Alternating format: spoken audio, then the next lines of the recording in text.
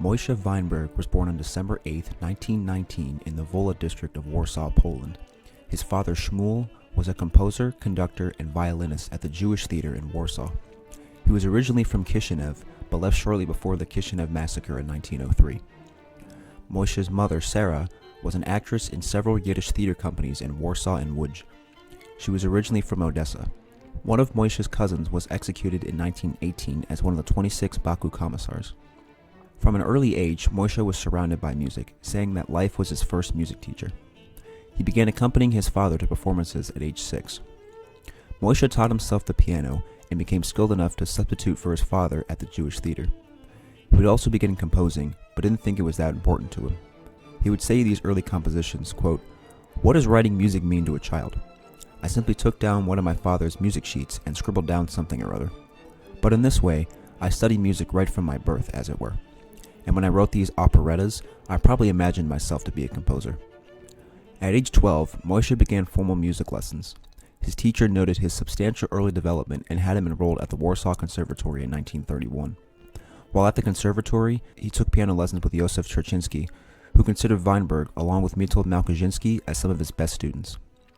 Weinberg's professional career began in 1936 when he performed in the world premiere of the piano trio of Sir Andrzej Panufnik. The concert was organized by the Polish Society for Contemporary Music. He would also perform at the graduation ceremony in 1937. Some of the graduates in this class included Witold Ludosławski, Stefan Kieselewski, and Zbigniew Tursky. Tursky's piano concerto was performed at the ceremony, with Weinberg as a soloist. A reviewer praised him as the best performer in the concert, calling his playing, quote, "truly manly." It was around this time that Weinberg adopted the first name Mieczysław because he thought it sounded more Polish. Weinberg would graduate from the conservatory in 1939. He then composed music for the film Frederick Makes the World Happy. Weinberg's father may have conducted the ensemble that was used for the soundtrack. In 1938, Tursky introduced Weinberg to pianist Josef Hoffman, who was an honorary professor of the Warsaw Conservatory. Weinberg played for him, to which Hoffman was impressed. He invited Weinberg to study with him at the Curtis Institute of Music, but Weinberg declined due to recent events. Although he was more focused on performance at this time, some of Weinberg's earliest compositions include 2 mazurkas, his first string quartet, and 3 pieces for violin and piano. On September 1st, 1939, Germany invaded Poland, marking the start of World War II. Despite this, Weinberg maintained his daily routine, believing in the propaganda telling him that Poland was going to win. 5 days after the invasion, he heard an announcement on the radio that the Wehrmacht broke through the Polish defenses. All able-bodied men were urged to enlist in the Polish army by the broadcaster. Okay, we are cooked. The next morning, Weinberg and his sister Esther left for the Soviet Union. Esther went back home mid-journey, and from that moment, Weinberg never saw her or his parents ever again. He wouldn't learn of their fates until nearly 30 years later. It took 17 days for Weinberg to get to the Soviet Union, escaping danger throughout the journey, coming across numerous others who didn't make it. According to musicologist David Fanning in his book Mieczysław Weinberg In Search of Freedom, one incident near the Soviet border went as follows. Quote, 2 or 3 Jews were walking along the road. Their clothing revealed that they were Jews. In that moment, a motorcycle came along. A German got off, and from the gesticulation, we understood that he was asking for the way somewhere. They showed him precisely.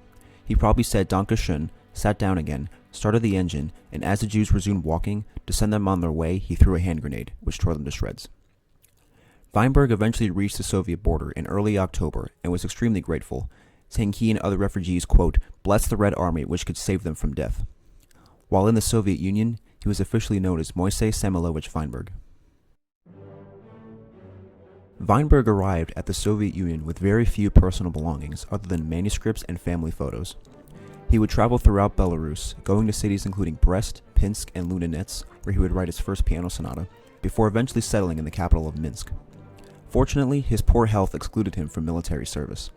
Many Polish immigrants were given Soviet citizenship by authorities in Minsk, which allowed Weinberg to enroll in the Minsk Conservatory.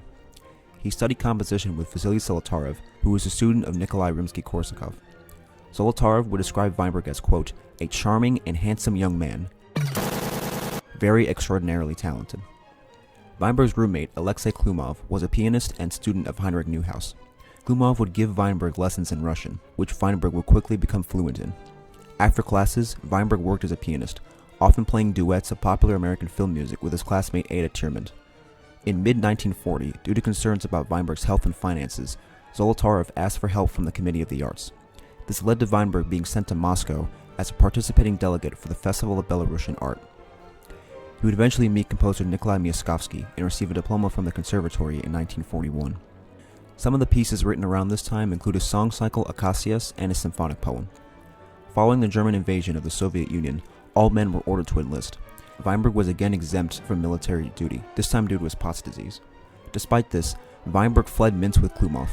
He was initially denied permission to leave, but Klumov gave him forged documents certifying him as a music teacher. With these, he was able to travel all the way to Tashkent, Uzbekistan. Musicians in the State Symphony Orchestra of Belarus who weren't able to leave Minsk were killed in the German bombing and capture of the city. The first wave of refugees to Tashkent found lots of food and places to live, but as the war progressed, these resources became scarcer. The city's resources were strained, crime skyrocketed, and it wasn't uncommon to see dead bodies on the streets. Despite these conditions, Weinberg and Klumov were determined to obtain jobs and ration cards. Weinberg was in a particularly advantageous position due to his performance and compositional skills. He was hired by the Uzbek State Opera and Ballet Theatre as a tutor and repetiteur.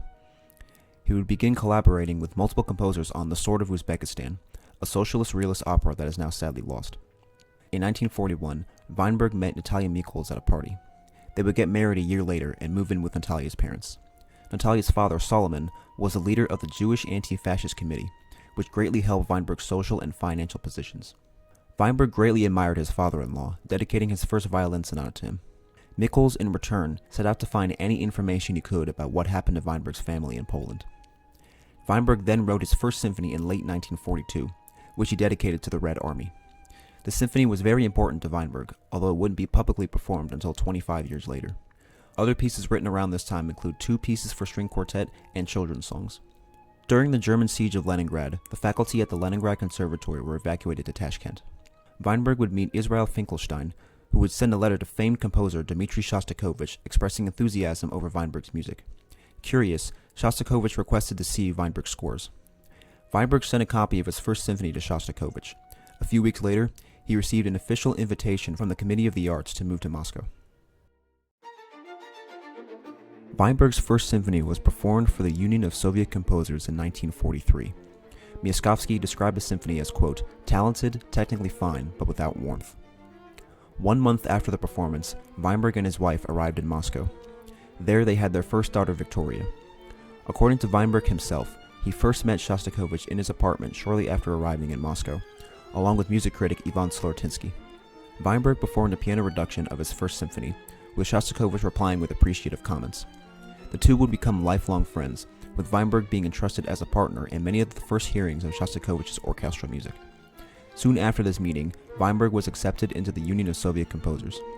The benefits of his membership allowed him to compose full-time, as well as access to food and other products that were unavailable to ordinary Soviet citizens. Weinberg's reputation and career continued to rise following the defeat of Germany. He continued to be in demand as a performer, performing in premieres of works by Garagariev, Nikolai Peyko, and Yuri Shaparin. In addition, Shostakovich and Mieczysław supported him as a composer. Some pieces written around this time include his piano trio, second symphony, and 4 more string quartets. While Weinberg's personal successes continued, major shifts were happening in Soviet cultural policy. Starting in 1946, the Soviet government increased repression and marginalization of minority groups. In addition, the Zhdanov Doctrine, led by Secretary of the Communist Party Andrei Zhdanov, began campaigning against formalism in literature and film, as well as censoring Soviet artists. A similar campaign began in the Union of Soviet Composers, encouraging members to, quote, seek more creative guidance and develop closer ties between Soviet music for the purposes of propaganda. Composer and NKVD agent Lev Knipper would warn Weinberg and Latvian composer Yanis Ivanovs at a meeting, saying, quote, a slackening of bonds between formal mastery and richness of ideas. This is a dangerous tendency. Our youth has to learn from the elder generation about the importance of ideology. Shaparin, Shostakovich, and Aram Khachaturian defended Weinberg. They urged that Weinberg needed assistance from his colleagues to align his music with the expectations of the Union. Khachaturian would say that critics who praised Weinberg were doing him a disservice by not balancing their views with acknowledgments of his shortcomings. He would also encourage Weinberg to explore his, quote, national milos. Weinberg, however, wasn't interested in exploring folk music idioms, continuing to write in the style he had developed during the war. In early 1948, Joseph Stalin and some Politburo members attended a performance of The Great Friendship, an opera written by Georgian composer Vano Muradelli. An outraged Stalin ordered Zhdanov to organize a wider campaign against musical formalism. A week after the performance, Weinberg's father-in-law was murdered in Minsk on orders from Stalin by a covert MVD agent. Both men died in the incident, and it was officially ruled as a traffic accident. Mikul's body was sent to Moscow and given a state funeral. Deputy Premier of the Soviet Union, Lazar Kaganovich, would secretly give condolences to the Weinberg family, and then urged them not to ask any further questions. Weinberg was then placed under constant surveillance by the NVD, was regularly harassed by the police, and even had his travel privileges restricted. The ongoing campaign against musical formalism led to a convocation of the Union of Soviet Composers. General Secretary of the Union, Tikhon Khrennikov, led the proceedings. An article known as On Muradelli's opera, The Great Friendship, was published in the official Soviet newspaper Pravda in 1948, and soon after a ruling was issued which listed 6 composers and several pieces that were banned from being performed. While Weinberg was not one of the 6 on the list, Shostakovich was, and Weinberg's association with him led to some of his music being banned. Weinberg surprisingly wasn't concerned about any of this, especially after the completion of his first Sinfonietta. The piece was well received by the press, with Khrennikov praising it as well. Weinberg would also write In My Native Land, with text glorifying Stalin. The Soviet government would dissolve the Jewish Anti-Fascist Committee in 1948 and arrest several of its members. Benjamin Zuskin, director of the Moscow State Jewish Theater, was arrested in 1950 and interrogated about Weinberg. He told authorities that all he knew about Weinberg was that he was a composer, was friends with Shostakovich, and that Khrennikov considered him a formalist. Following this, the Weinberg family believed they would be arrested soon, especially after his wife's cousin was arrested in 1953. He was accused of being a conspirator in the Doctors' Plot, an anti-Semitic campaign accusing Jewish doctors of plotting to kill Communist Party officials. This is where the story gets really crazy. On February 6, 1953, Weinberg attended a performance of his Moldavian Rhapsody by violinist David Oistrakh. He returned home late with Peiko, his wife Natalia, and composer Boris Tchaikovsky, no relation. At 2 o'clock in the morning, police arrived with an arrest warrant. Weinberg surrendered himself and his apartment was searched until sunrise. While in police custody, fearing torture, he admitted to everything they accused him of. This apparently included accusations of digging a tunnel to England under his home so he could flee the country. What? Natalia regularly spoke with prison officials to ensure his safety. Shostakovich stepped in and vouched for Weinberg's innocence in a personal letter to Deputy Chairman of the Council of Ministers Lavrenti Beria, who was, Shostakovich also arranged to assume power of attorney and even custody of Weinberg's daughter in case Natalia was arrested. Things calmed down following Stalin's death in March of 1953, with Weinberg eventually being released from jail a month later. Okay, time's up. After his release from prison, Weinberg wrote Overture for orchestra and began shifting his focus towards film and cartoon music. Some of the films he scored include Tiger Girl and The Last Inch. His score for The Cranes Are Flying became very successful. A Soviet film encyclopedia praised the score for its skill and precision, and described it as being guided by, quote, dreams, love, and hope. The score became so popular that there was a large demand for arrangements in various styles. Weinberg would shift his focus back to concert works following the completion of his 7th string quartet. Other works written during this time include his 4th piano sonata, a partita, and his 5th piano sonata dedicated to Shostakovich. Speaking of Shostakovich, Weinberg was heavily involved in the distribution and reception of Shostakovich's 10th Symphony. They played a 4-hand piano arrangement for selected staff and students at the Moscow Conservatory. They also performed it for conductor Yevgeny Mravinsky, as well as the Leningrad branch of the RSFSR Union of Composers. In 1955, Weinberg wrote his ballet, The Golden Key. It was based on the children's tale by Alexei Tolstoy, which was an adaptation of Carlo Collodi's Pinocchio. One musicologist described the ballet as, quote, the grandchild of Igor Stravinsky's Petrushka. Weinberg was very productive throughout the 1960s. He received renewed support from the RSFSR Union of Composers, who granted him access to its circuit of creative resorts across the Soviet Union. Weinberg also gained connections with several top Soviet musicians, including conductors Rudolf Barshai and Kirill Kondrashin, as well as cellist Mieczysław Rostropovich. Weinberg wrote many pieces while in Dilian, Armenia, and Ruza, Russia. Royalties from performances of his music and film scores allowed Weinberg to live comfortably off of his compositions alone. His 5th symphony was written in 1962. Weinberg's 7th and 10th symphonies were written in 1964 and 1968 respectively, both of which were scored for chamber ensembles. The 10th was enthusiastically praised by Shostakovich, while the 7th was influenced by the emerging New Polish school of music. Weinberg's career was occasionally reported about in his native Poland. A bi-monthly magazine said he was a highly regarded Soviet composer and often mentioned his name was Shostakovich. Despite this, Weinberg's 8th string quartet was performed by the House Quartet at the 1963 Warsaw Autumn and was largely ignored by critics. Kondrashin also tried and failed to get Weinberg's 8th Symphony performed with the Moscow Philharmonic Orchestra. In 1966, Weinberg visited Poland for the first time since the start of World War II with Tchaikovsky. They found its family home still standing while walking the streets of Warsaw. However, Weinberg was appalled at how much the city had changed. Composer Krzysztof Meyer would say his great disappointment was that the city he knew no longer existed. Weinberg couldn't find anyone who knew him before the war except for his friend Tursky. It was on this trip that he finally learned what happened to his family. They were tragically killed in Trewniki concentration camp in 1943. Weinberg's feeling of unease during this trip was reinforced by snubs from Polish composers at the 1966 Warsaw Autumn. They considered Weinberg a, quote, stylistic reactionary and a member of the Soviet establishment. This coincided with a general suspicion of Russian culture. The trip left Weinberg disillusioned, but he would say, quote, "Poland is my homeland, but my second homeland remains Russia." Weinberg continued to write for films and cartoons.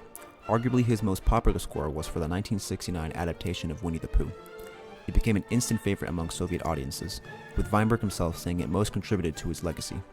Another piece written during this time includes a requiem set to several secular poems.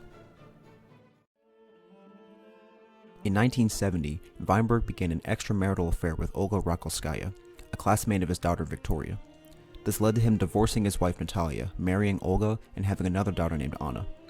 Natalia and Victoria emigrated to Israel in 1972. Many of Weinberg's friends shunned him for his divorce and remarriage, considering the legacy of Natalia's family. Shostakovich remained supportive of Weinberg in his decision. Weinberg received the Honored Artist of the RSFSR in 1971 and was written about widely in the press. While his health began to decline, Weinberg continued to receive steady income from his film scores. This allowed him to continue composing full-time, although he would complain about how much of his time it took from him. Weinberg then wrote his opera, The Passenger, based on the novel by Zofia Posmish. However, despite approval from the board of the Union of Composers, the Ministry of Culture rejected the staging of the opera. Other pieces written include his 12th string quartet, the 11th Symphony, and 24 preludes for solo cello. Weinberg's music began to lose influence starting in the 1970s. Georgy Svirdov, a friend of Weinberg, lost re-election for chairman of the RSFSR Union of Composers. Additionally, his longtime friend Shostakovich died in 1975. Apparently, Weinberg's name appeared the most in Shostakovich's diary. Weinberg composed his 12th symphony in 1976 in memory of Shostakovich and asked Kondrashin to conduct the premiere. Kondrashin accused Weinberg of being, quote, arid, variable in quality, and expressionless since his 8th symphony, and would only agree to conducting the 12th with extensive cuts approved by him. An angered Weinberg immediately ended their friendship. He would also end his friendship with Rostropovich, who never performed his 24 preludes despite editing it for publication. Weinberg would later say Rostropovich was too busy to perform his music, while Rostropovich didn't say much about Weinberg other than calling him a coward. Others who had regularly performed Weinberg's work had left the Soviet Union. He would find some who advocated for his music, including Shostakovich's son Maxim and conductor Vladimir Fedoseev. In 1980, Weinberg received the People's Artist of the RSFSR. Despite this, his career continued to decline. More of his friendships ended, and his declining health prevented him from attending concerts and socializing. In a letter to Svirdov in 1981, Weinberg wrote, quote, "As always, I work. I live quieter than a mouse, keeping a low profile. I now get sick often. People upset me more and more. I do not hope for anything and expect nothing."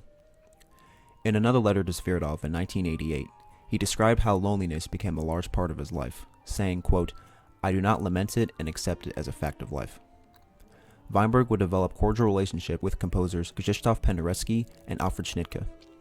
In an interview in 1988, Weinberg would list his favorite young Soviet composers, including Elena Firsova, Vasily Lobanov, Alexander Raskotov, and Dmitry Smirnov. He was then diagnosed with Crohn's disease sometime in the late 1980s. He would also receive the USSR State Prize in 1990, and despite having a fever, he would attend the ceremony in person. Following the collapse of the Soviet Union in 1991, Weinberg's creativity diminished greatly. As he depended on support from a Soviet state for nearly his entire career, he suddenly had no source of income after the Russian Federation halted funding for the Union of Russian Composers. Raskatov, Fedoseev, and Shostakovich's widow, Irina, would provide financial support to Weinberg and his wife, Olga. He would also lose state health care and was unable to get treatment after breaking his hip in 1992. For the last years of his life, Weinberg was bedridden, with Olga having to quit her job in order to take care of him.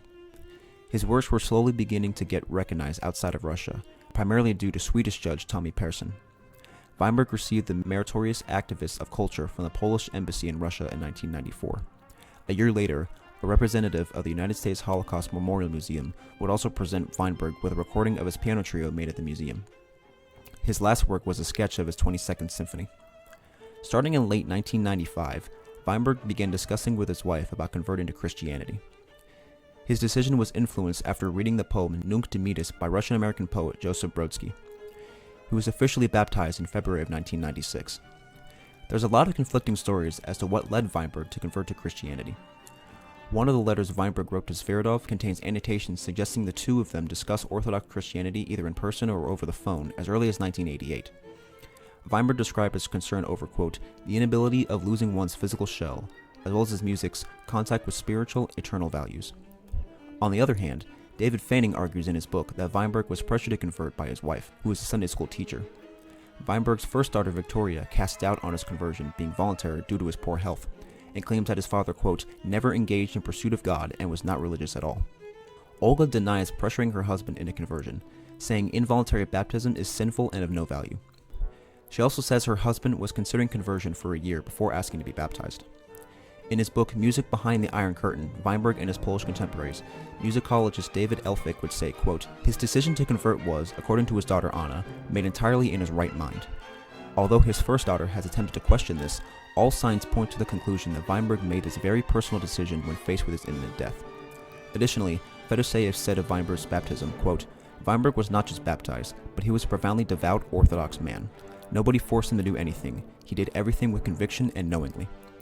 Finally, on February 26, 1996, Weinberg died in his Moscow home. Shortly before his death, he asked his wife Olga to read to him from the Gospel. He was buried in Domodedovo Cemetery in early March. You may have noticed that I haven't been able to discuss too much of Weinberg's music, and that's simply because his life story was incredibly complex and honestly quite tragic. This life experience was a large inspiration for his music. In any case, Weinberg was a fairly prolific composer, with his opus list ending at 154. This includes 22 symphonies, 17 string quartets, 19 sonatas, and much more. While critics tend to focus more on his symphonic work, Weinberg used his string quartets as ways to experiment with ideas and motifs that were later developed in other works. Elphick says that his later work is a product and reflection of the unraveling of Soviet society. His final works, quote, marked him out as something of a survivor in terms of his main influences and his own musical language. Musicologist Lyudmila Nikitina said Weinberg treated the act of creation as a, quote, mirror of his individual perception. Recurring themes in Weinberg's music include his childhood experiences as well as the trauma of World War II. His outlook as a composer is defined by humanism in opposition to fascism, with his later works being motivated by the memorialization of war, the death of his family, and the loss of Poland as his homeland. Composers who have influenced his work include Shostakovich and Mieczysław, as well as Prokofiev, Bartók, Hindemith, Mahler, Borodin, Rachmaninoff, and Pyotr Ilyich Tchaikovsky. As mentioned before, his former teacher Zolotarev was a student of Rimsky-Korsakov. He had inherited the traditions of the Five, a group of prominent 19th century Russian composers who worked together to develop a distinctly Russian style of classical music. Weinberg also inherited these traditions and used elements of Polish, Russian, and Jewish folk music for inspiration. Weinberg's music was generally well received during the early years of his time in the Soviet Union, especially by music critic Daniel Zhitomirsky. Weinberg's piano quintet was nominated for the Stalin Prize in 1945, but was denied because one of the jury members didn't like the use of pizzicato. Keep in mind, this jury member was an architect, not a musician. His Rhapsody on Moldavian Themes was also nominated for the Stalin Prize, but lost. During his stellar years, Weinberg's instrumental music was well received, but his vocal music was heavily disliked. His Sixth Symphony for boys choir and orchestra, which used texts written by poets considered suspect by Soviet authorities, was called a, quote, Ballad of Dead Children by musicologist Boris Yarostovsky. Composer Dmitry Kabalevsky said it was, quote, immensely despondent and aghast at his extraordinary failure. Weinberg's 75th birthday in 1994 received no response from the Russian government or from any major music organizations. His 80th birthday in 1999, however, was commemorated with 6 concerts followed by a symposium. Since then, Weinberg's music has increasingly garnered interest in Russia throughout the 2000s, and even more so in the West.